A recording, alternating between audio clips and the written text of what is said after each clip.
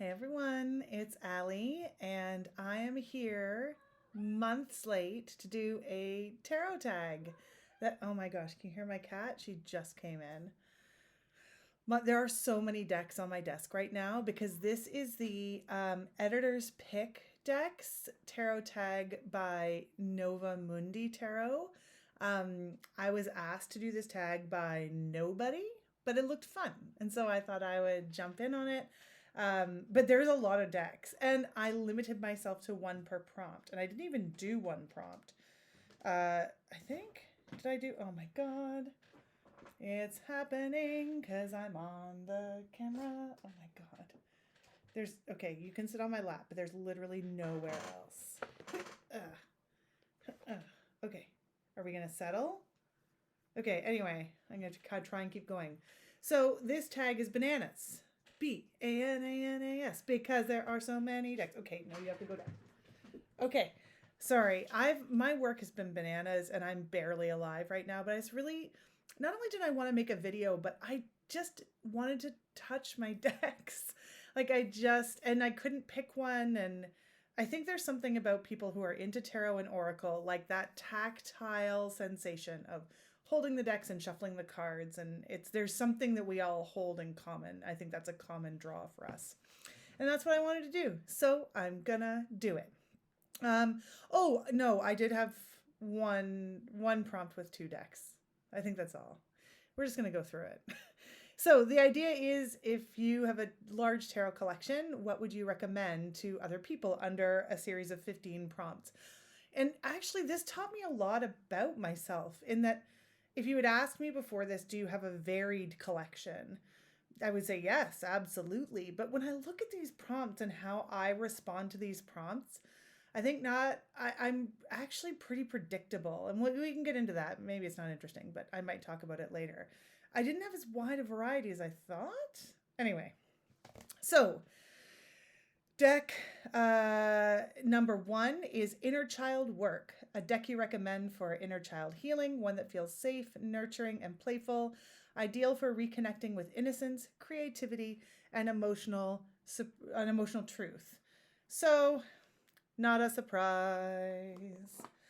Not a surprise. Not a surprise. Not a surprise. No, not at all. Halloween Tarot. If you've been on my channel for a minute, you know that I love this deck. And I also am a huge advocate for this deck. That it is the best Halloween deck there is. I have other Halloween decks and they are also good. This one's the best by far. It is the most interesting to look at, and it's actually quite deep. And I could use this any time of the year. I don't feel like I would just want to use it in October. Just looking at it right this minute in June, approaching the summer solstice, don't care, want to use this deck. I just love it so much. I have it in a tin. I have it in a box. That's the back if you're not familiar with it. There's a lot of decks in my picks here that are either independent decks or out of print decks. But I love that this one is still so easy to get your hands on, and it is a total winner. As I always say, if you've been sitting on the fence, if you think the Halloween Tarot is juvenile, I don't think it is. It doesn't function in that way for me, but it does. I think it's really reminiscent of a specific era, of a specific kind of Halloween decor that was popular when I was a kid. And this, while it goes so much more beyond an inner child deck, I just feel that comfort. And then I did pick this one just because I wanted to talk about it. I already took the cards out of the box. Sorry. I just wanted to give a quick shout out to the Animal Apothecary Oracle. I think this is it's one of 2 oracles I have out here. You may know I'm not as big into oracle at all as I am into tarot. But I think this little deck is great. It is mass market. It is easy to work with. It is easy to find. I just found this in a local shop. And there's something about the irregular way that the lettering is, it's in a different place on every card, and the way that it's illustrated. I found this to be such a joy to work with, such a good pair with so many tarot decks. And maybe this is crazy, but let's normalize tarot, size, oracle cards. I don't know what it is, but having an oracle deck that's the same size as my tarot, I'm just loving it. Before I bought this deck, I don't think I would have said one way or the other that I cared about that. It's just so good. I just really, really like it. It's not expensive. It's easy to get a hold of. This is the box. Animal Apothecary. It's making me feel all kinds of inner child ways right now. Oh, where am I going to put the decks I have talked about? Ah, this is a nightmare. Okay. So, Shadow Work. Oh no, I chose 2 for this one too. I have no self-control. Shadow Work, a deck that's powerful for helping readers face their shadows, honest, deep, and unafraid to confront the difficult. This is your recommendation for deep transformation and self-inquiry. I've done a couple of videos about the first choice here, and I think I might even do a follow-up. It's the Deity Tarot. My God, this deck. This is the first edition. I backed it on Kickstarter. It still has the white borders. And I don't know, the book is by Rachel Pollack. The artwork is saturated and deep, sometimes difficult, primal, joyful, and yet, I don't know. A lot of the choices here, I think, may just be a me thing. Not to say, like, lots of people, I'm sure, relate to this gorgeous deck in this way. But I don't know that everyone would talk about it as a deck for shadow work. And I also hesitated a bit to put it in that category because I feel like that's limiting the place that this deck has in my life. I never read for anybody else with it. This is just for me. It took me a long time to come around to this one. I almost rehomed it. And then just over time, oh my God, there's that rose petal finish. So sometimes the cards, when I'm trying to hold it up like this, feel a little sticky, but it's also humid as all get out here right now. I also backed the newest edition of the Deity on Kickstarter. I don't need another copy, and I don't even think I care about it not having borders. I think I quite like the borders now, but I just really want to support the artist, Emmy Brady. I just think this deck is such a winner for me, and so I'm getting another one at some point. So that Shadow Work, and this other one I really hesitated to show. I think I've probably shown it once on my channel. But I don't talk about it very much because I know this is a very controversial deck. It's the Bonestone and Earthflesh Tarot, but I think it's very good for shadow work like the Deity Tarot. I find it to be a very deep deck. And to say again, it's a shadow work deck is not, that's like one side of it. But if I were going to do shadow work, these are the 2 decks I would reach for. If you're just whatever, if you're newer to tarot, the controversy was that it was it even a Kickstarter, or I don't even remember the original modality of it, but it took a long, long time to come out. People have different kinds of feelings about the creator, and about acquiring a deck now. I am a huge fan of the artist Anaturian. I'm also a fan of the creator. I like what she has to say. And I just didn't get that bothered. I just sort of trusted and knew the deck would find its way to me. That was my own personal experience. I don't want to diminish sort of people's resentment about having to wait. I think it was 3 years. But for me, it's totally worth it. I do love this deck. A last minute decision was made to gild it, which I hate shiny gilding to begin with. I don't like this gilding. It flakes. I actually can't wait for it all to flake off. That will be such a happy day. I should use it more roughly, I guess. But it is a stunner. It was extremely well thought out. It was done with lots of input from the community. It was a very interesting process and a really brave way to make a deck, I think, sort of very publicly. So for all those reasons, I really like it. I think it's a very deep deck. And fear not. The reason I feel okay about talking about it today is, sorry, there's something coming up on my computer, is because it is coming out in mass market. I've heard a couple different things. I heard it was coming out via Blue Angel and maybe Llewellyn.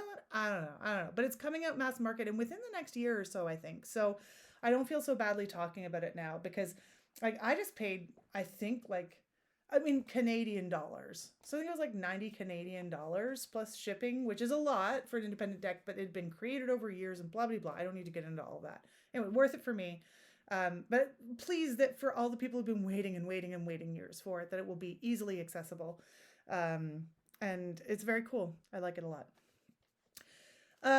Prompt 3 is Deity Work or Spirit Guides, a deck that serves as a spiritual bridge, perfect for working with deities, spirit guides, or higher realms. It holds sacred energy and supports devotional practice or channeled messages. And I wrote no next to this one, not because it's so funny. I actually feel like a lot of these decks are extremely spiritual to me, but it was just sort of like the deity work part that just didn't like mine. My groove is nature, and that's kind of my thing. And I just, so many of my decks speak to that. I just couldn't think of one that could go into that category that wouldn't fit somewhere else better. And I didn't want to just jam something in there. So I just left that one blank. Blank. Prompt number 4 is Ancestor Work, a deck you'd suggest for connecting with ancestral wisdom. Whether for lineage healing or honoring those who came before, this one opens the path to ancestral connection. So my family lineage is English and Scottish. I don't have anything specific like that, so I just picked something that I vibed with. I mean, certainly, I've got this off to the side. I'm not going to talk about this deck today. Like I have, as a Canadian, I talked about this gorgeous deck by Asha Frost, the Animal Elders Oracle. This is drawing on Indigenous Canadian wisdom that I'm very thrilled to learn from, but that is not my personal ancestry. So while I get a lot out of a deck like this, I don't feel comfortable putting it in this category, although sort of in an earth sense, perhaps. But what I chose for this one, and I feel really happy about this choice, is the Anna K Tarot. This is the indie edition, and it's not even so much about ancestry. Oh, that's just a sun. So that's not it. But like, I feel like I know these people from a history book, or I like that they're not all, I mean, she's gorgeous, but physical beauty is not the point. It's just like people living their lives. And I cannot get over how good this is. I'm furious this deck is out of print mass market. You can still get the indie version, and I highly recommend it. It's a great size. The cardstock is gorgeous. Like, sorry, Americans, I don't know. Like tariffs, I have no idea. It's a European deck. There's kind of a fairy tale-esque quality to it, but I just feel like sort of warmly embraced by these sort of everyday people characters. And so that's why I chose the Anna K Tarot. Sorry, that's the back. I can't remember if I showed it. If you get the indie edition, it comes the book. Sorry, my book got some water on it. Actually, this is a fantastic guidebook. It looks small, but there's so much in here. It's actually the exact same text as the mass market. It's just like teeny. And then that's the box there, and it's got 2 piles of cards in the box. I hope they reissue the Anna K mass market. I can't believe it's out of print. Wild. Okay. Divination, a deck that excels in traditional divination. Clear, direct, and accurate. This is your top pick for those seeking predictive insight or practical answers. Now that I read that out loud, I think I made the wrong decision. These are so personal. I can't even... So I have to say, I don't use really tarot that much for a divinatory practice. That's not my jam. And this is me just being a basic.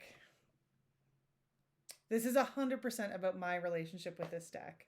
The Wild Unknown Tarot. This is the indie edition. I like the backs of the indie edition so much better than the mass market. I don't know why they switched from this sort of tree ring diamond to scales. I don't like it. It's fine. I also have the mass market edition of this deck. This is just about my relationship with this deck and the answers it gives me. I did a whole video about the Wild Unknown and what it meant to me and what I got from it, because so this is the second deck I ever had. And I went to a store to find this deck. There was one art store in Toronto that was selling it, and I went there and got it. It's very minimalist. I didn't know how to deal with pips. I didn't know how to deal with animals. I didn't know how to deal with any of it. All I knew is that I just wanted it so badly.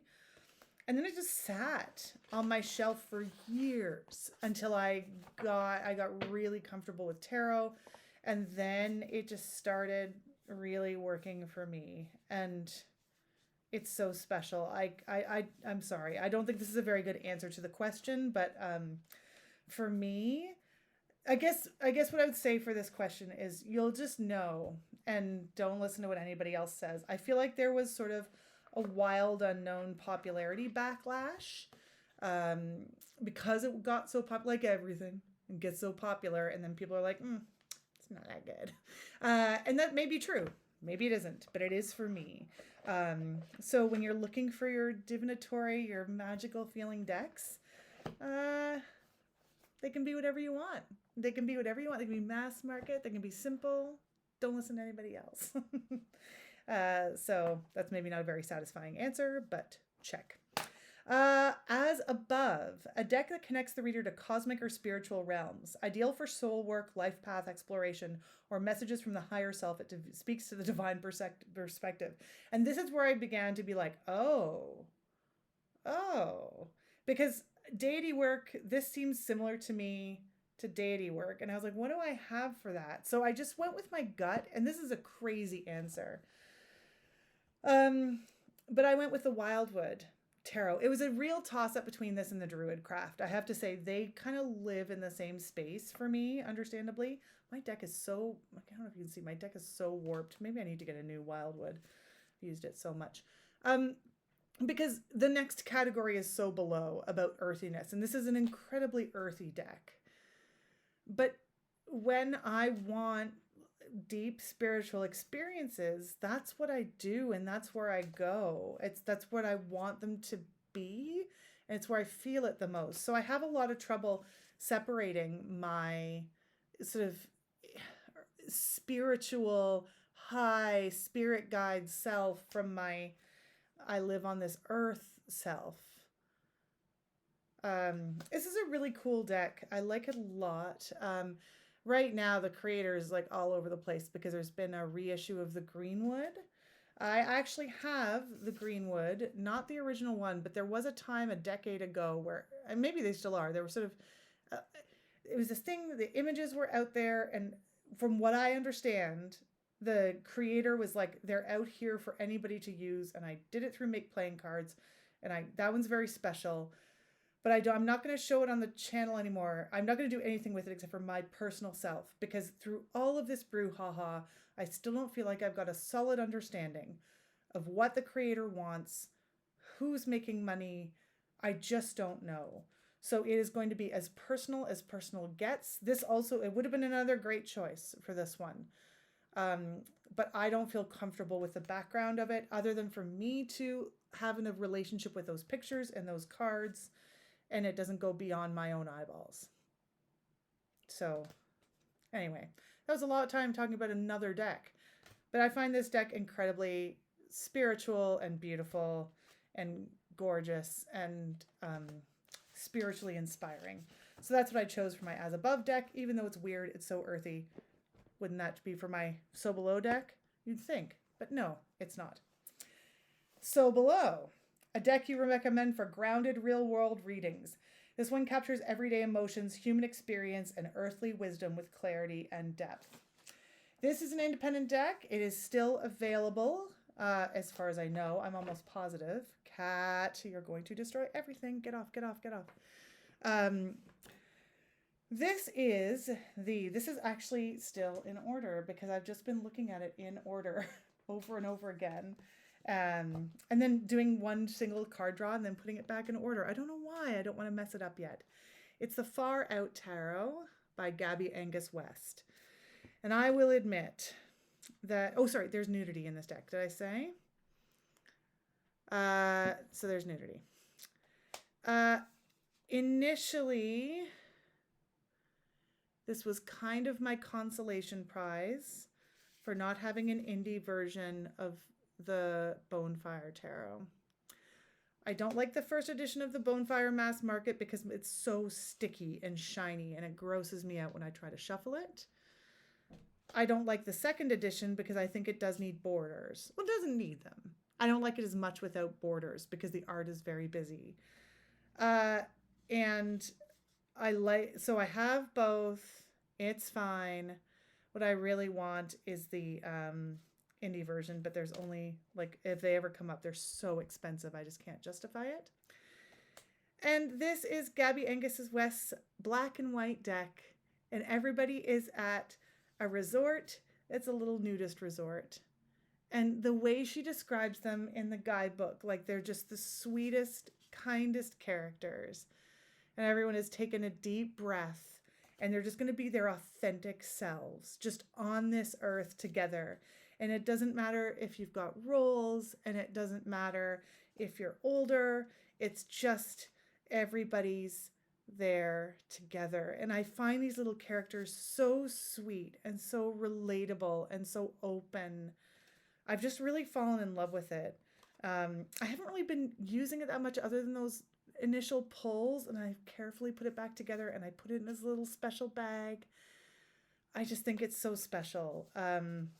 So anyway, it won't be mass market price because it is an independently published deck, but it is available still on her website. And if you think, first of all, I think it comes across way better in person than it does on screen, just in terms of being contrasting. Like, high contrast is her thing, right? Like bright, bright, bright colors.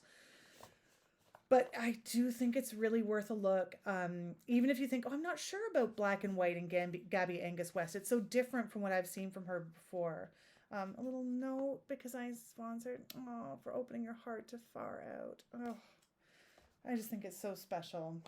And very, very so below everyday joy and nudity without sex, like just nude, just being flying free, being out there. I think it's so sweet. This is my little bag that it came with. I got a front there with a special handmade bag. Okay.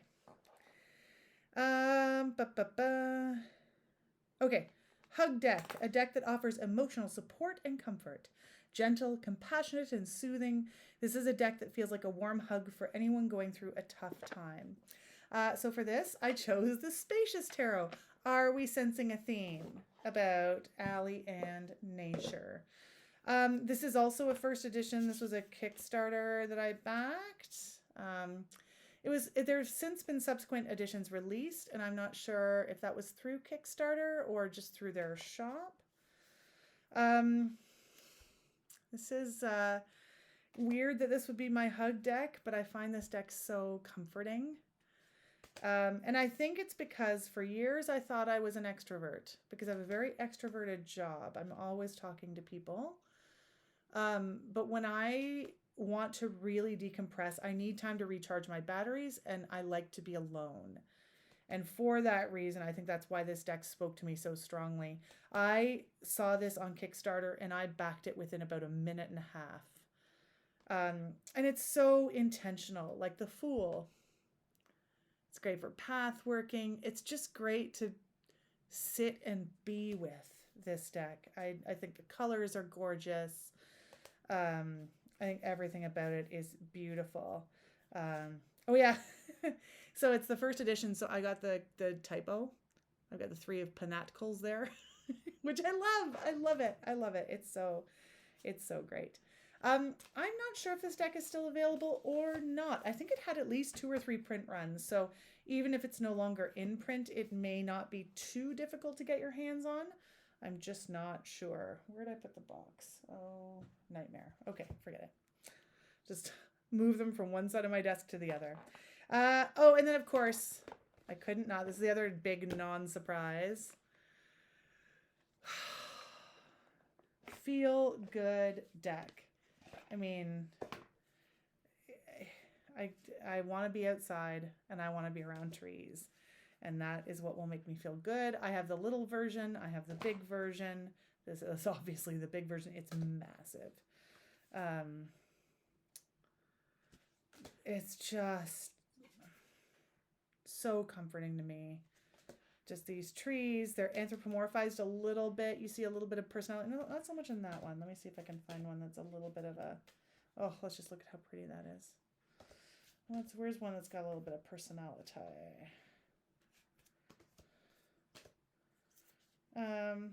Like the little Page of Pentacles being far away. The Nine of Wands, right? Like there's a little bit of personality in there. And I find this deck, this has been a long time favorite. So comforting. So great. I'm going to just put that one back in its box because both the deck and box are so big, they will take up 20% of my table. Okay. That's my hug deck. Then there's the feel good deck. So I feel like that's pretty close together. A deck that uplifts, encourages, and energizes. Whether through color, artwork, or message, this one is a perfect feel-good recommendation for readers who want joy and empowerment. It's actually really hard because I find a lot of joy in a lot of my decks. I've got, I wasn't going to show two for this one. I'll show two for this one. So I have Super Lunaris Tarot. I think this one, unfortunately, is also out of print. God, I'm being a bit of a jerk with my picks here. But I think it had at least 3 print runs. Come on. How joyful is that? Everything about this deck, I think, is gorgeous. There's also one about creative inspiration. I also almost put this one in that category. I just think the collage work is really beautiful here. There's a diversity of body types and people, and everything about this deck makes me happy. Even the sad cards make me happy. I just think it's just a really great deck. And partly it's this great saturation and just color in ways that you wouldn't expect, in places you wouldn't expect. Just little extra bursts here and there of color. So I think that one's a great feel-good deck, even though it has difficult cards. And then the other one I chose is the Way Home Tarot. This is another indie, but it is still in print. I just know that because someone commented on one of my videos that they had just bought the Way Home Tarot. And I have an Everything I Learned From video on the way home. And I just think this is a joyful deck. I love that the Three of Pentacles is ants. Like everything's involved, even little things. Again, it's a very outdoorsy deck. I am basic and I have one interest and it seems to repeat itself over and over again. Well, I mean, no, so the Wheel of Fortune's a Ferris wheel. I think that's very cute. 6 of Cups. 4 of Pentacles. So they're not all naturey like that. I do love that Devil card. I talked about it in my other video, so I won't go into it. I think the 3 of Wands is so cool, like a portal, a stable portal. This is the deck that has majors that I have learned to work with, or majors, courts. Not my fave, but I'm really appreciating them more and more. The Fool, I just think this is such a joyful deck. So yeah, The Way Home.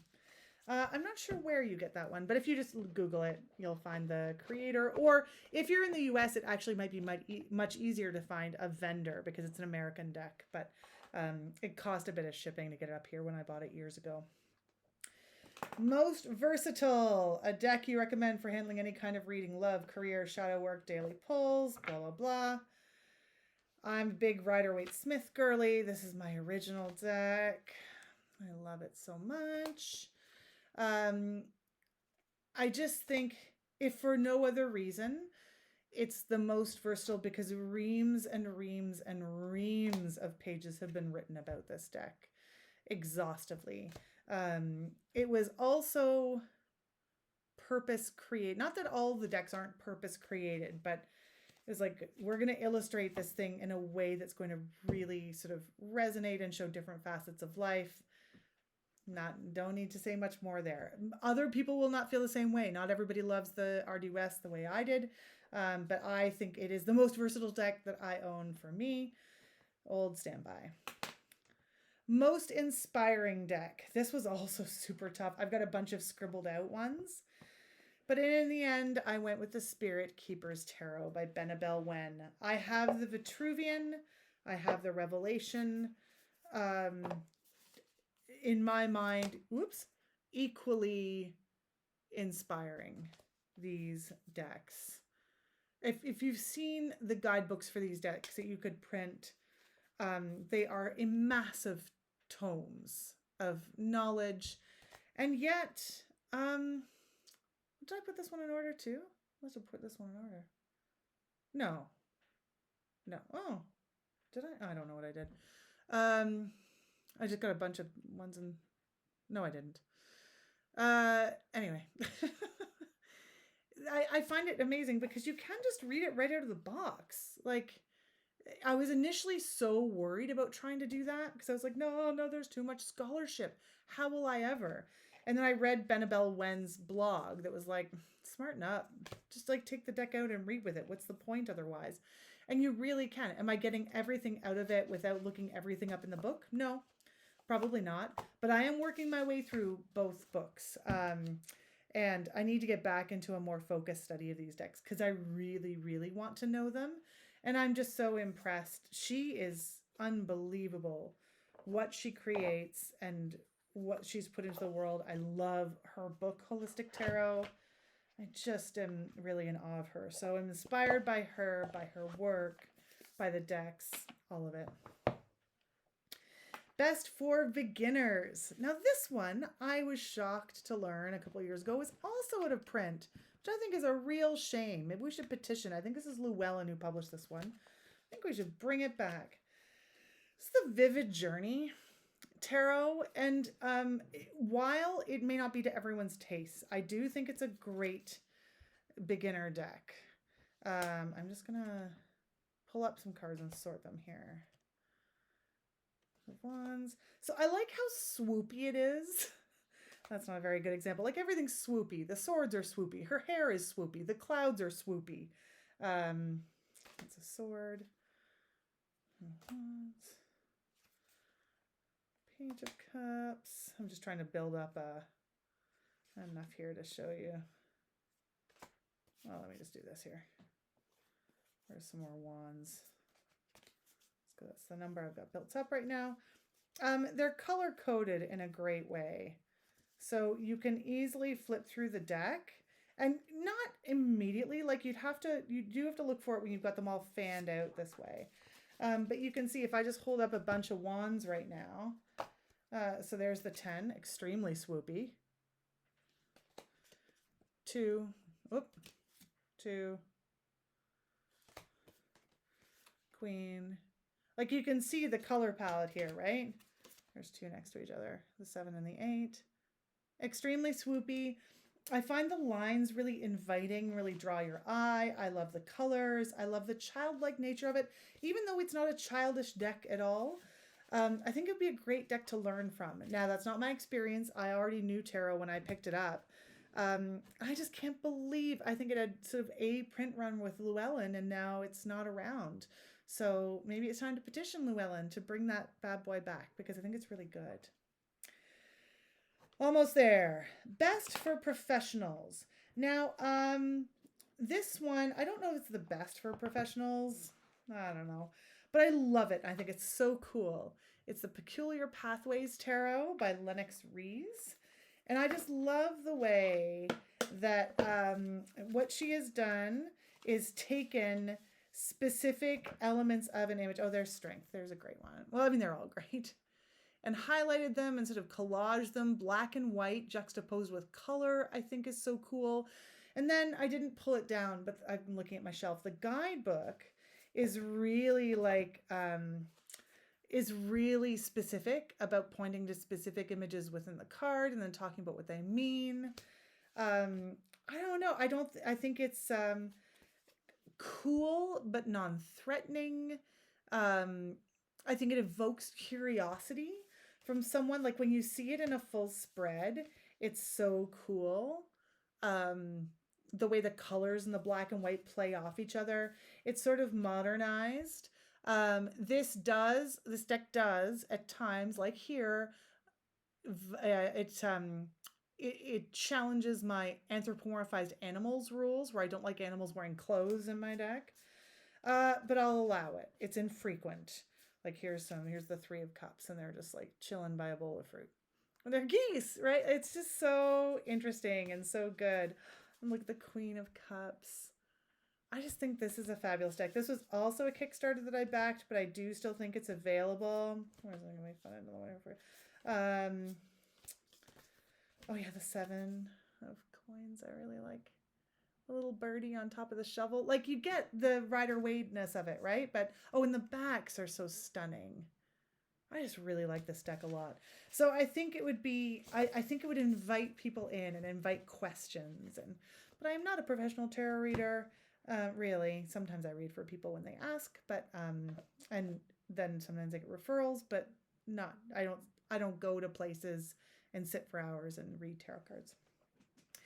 Witchy vibes. So this one was also kind of hard, although I find that shocking when I look at my collection.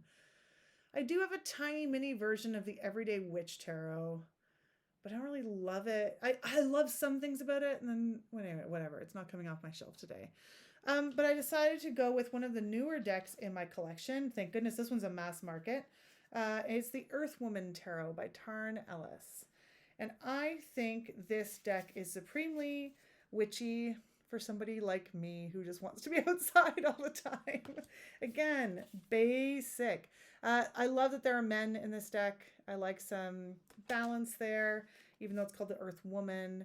I think this is very witchy. I love the colors. I love that there are no faces. I love that I don't know. I can see why it would be a deal breaker for some, but I think it's a cool decision, and I like it. I like that the lion gets a face and he doesn't. That makes me giggle. Oh, there's a lot of men coming up right away here. I love that our knights are ladies with flowing hair, also a bit swoopy. Hi, kitty. Some of them are kind of modernized, but not many. There's a lot of flowing dresses in here. Oh God, cat. Jeez. There's another sort of modernized one. Very Rider-Waite-Smith, but I think the saturated colors, everything appears almost, well, maybe everything, to be happening at dusk, which I find very witchy as well. No, not everything, I guess, but a lot of it. Well, it's kind of dusky, but this is duskier. And the lovers is so gorgeous and sexy and innocent at the same time, like dusk energy. I don't know. I really dig it. So I'm really enjoying the Earthwoman Tarot right now. And that I think is my witchiest. Am I almost done? Oh, thank God. Okay. Thank God for you. I'm fine. I could keep going forever. Finally, Astrology Work, a deck you recommend for astrology lovers and cosmic seekers, one that weaves planetary wisdom and archetypes into its structure, ideal for exploring birth charts, transits, and celestial guidance. I don't know astrology. I know the very basics of what I am. Even if someone tells me, oh, I was born in February, I'd have to look it up. And I think this comes from not a desire. I am curious about astrology. It seems complicated. And also I'm a Taurus. And what that meant when I was a child is I would go to the horoscopes in the daily newspaper because I'm old. And without fail, it would be, I'm just making stuff up here because I can't remember what other signs are, but it would be like Scorpio, a new romance is brimming. And then it would be like Sagittarius, an exciting adventure is coming. And then every day for Taurus, it'd be like, do some banking. And for what I've learned, the little bit I've learned, I'm like, okay, I guess. But as a kid, that is very frustrating. Like, I wanted to have romance and adventures, and I was like, check your accounts. Anyway, rage. Maybe it was just the person who wrote the horoscopes for my local newspaper, but I don't think it was syndicated at the time. But man. Anyway, I bought these Living Wheel astrology cards at a metaphysical shop because I thought they were so pretty, and I never used them except for not astrology. So this is the back. They're very beautiful, matte, thick, matte gilded, absolutely beautiful. We've got some moon phases here. I actually have used the moon phase cards from time to time. Got a little sun, and then we got some planetary things, just planets. Here's something, it's a rock, I guess, I don't know. Earth, I suppose. Here's some constellations, don't know what they are. There's a tiny pamphlet. Don't know what this, oh, I guess this is like equinoxes or something. I haven't really looked at it. Wow, what a damp squib to end this video on. But wait till you get a load of these. Wait till you get a load of these. They also come with seasonal cards, and they are some of the most stunning cards. Oh, because it's the Wheel of the Year. I get it. Yeah. I forgot that I don't look at these other cards very much. But these ones that were like this, so they correspond here. And so there's like a spring. Because they're thick and matte, and because they're very small, sometimes they don't stick together, but they're hard to just grasp off of one another. Look at this. So sometimes if I'm looking to get like a particular vibe or a seasonal idea, I'll just have one up on my altar. You know, I love the winter, and my God, these little cards are so beautiful. There's the fall. Right? Oh, I think maybe there's another one in the box that I haven't pulled out here, but that's fine. You get the idea. And there we go. Like I find those nature ones so evocative. So again, basic girl. And they were worth it to get the whole deck. And whenever I look at it, I think it's so beautiful and clearly so intentional. And I should just learn, I should learn some things about it. And then I kind of forget about it for a while. And then I look at the pretty seasonal cards and I'm like, ooh, pretty seasons. So yeah, I feel like I've given away a lot of my weaknesses and vulnerabilities as a human being. Anyway, I had fun doing that. I hope you had fun watching it and that you enjoyed some of those picks, and that I know I think this tarot tag has come and gone, but I've enjoyed watching other people's.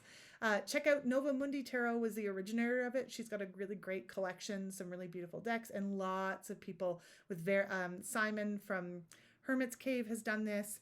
Like I think maybe Lisa Papez has done. Anyway, people with really extensive collections have weighed in with some really beautiful decks. So if you haven't checked it out, check it out, and have a great night. Bye.